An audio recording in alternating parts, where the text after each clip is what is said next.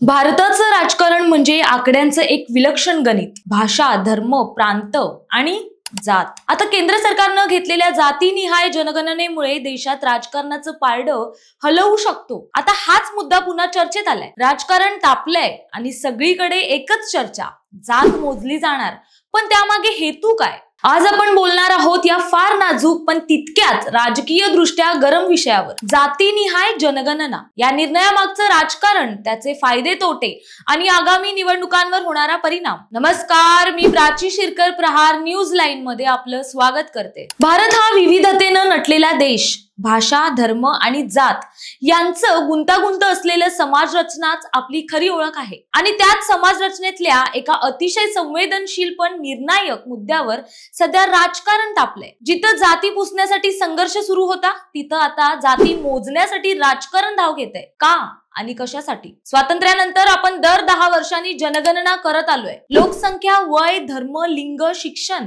अशा अनेक गोष्टी विचारल्या जातात, पण 1931 नंतर जात विचारायचं बंद केलं होतं। आता जवळपास 94 वर्षांनी पुन्हा जात विचारली जाणार आहे। आणि गंमत म्हणजे ज्या भाजपनं पूर्वी याला विरोध केला होता, आज तोच पक्ष जातीनिहाय जनगणना घेणार म्हणतोय। का बरं? बिहारमध्ये निवडणुका आहेत। बिहार म्हणजे जातीनं रंगलेलं राजकारण। नितीश कुमार यांच्या सरकारनं राज्यात ही जनगणना आधीच करून घेतली।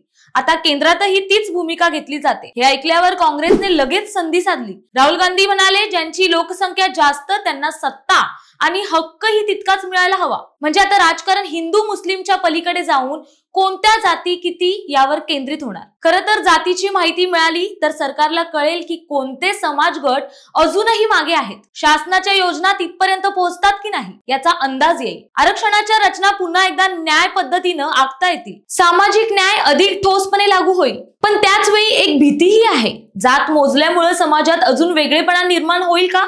एकमेकांवर कुरघोडी करण्याची स्पर्धा सुरू होईल का? आमची लोकसंख्या जास्त, आम्हाला जास्त आरक्षण असा आग्रही कुणी धरला तर समाजात असमतोल निर्माण होणार नाही का? 80-90च्या दशकात मंडल आयोगामुळे भारताच्या राजकारणात मोठा बदल झाला होता। पंचायतीपासून संसदेपर्यंत जातीवर आधारित पक्ष, नेते उभे राहिले। भाजपनं त्यावेळी हिंदुत्वाचा एकत्रीकरणाचा रस्ता धरला। पण आता ही जातीनिहाय जनगणना भाजपच्या त्या हिंदुत्व गणितालाच आव्हान ठरणार आहे का? ही जनगणना खरंच समाज सुधारण्यासाठी आहे की निवडणुकीत मते खोचण्यासाठी? एक गोष्ट मात्र स्पष्ट आहे, ज्यांची संख्या जास्त त्यांचं राजकारण प्रभावी। ही संकल्पना पुन्हा एकदा बळकट होणार आहे। म्हणजे आकड्यांचा खेळ सुरू होईल आणि प्रत्येक समाज आपापली संख्या सांगत त्यावर आधारित सत्ता मागू लागेल। जात मोजणं ही समाज विज्ञानाची गरज असेलही, पण ती जर केवळ राजकारणासाठी केली गेली तर त्याचे परिणाम खूप खोलवर जाणार आहेत। आजचा मुद्दा फार गुंतागुंतीचा आहे। एकीकडे सामाजिक न्याय तर दुसरीकडे समाजात वाढणारी फूट।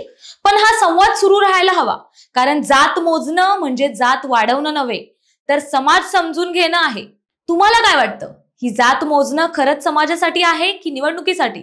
नक्की कमेंट करून सांगा आणि चॅनलला लाईक, शेअर आणि सबस्क्राईब करायला विसरू नका। धन्यवाद।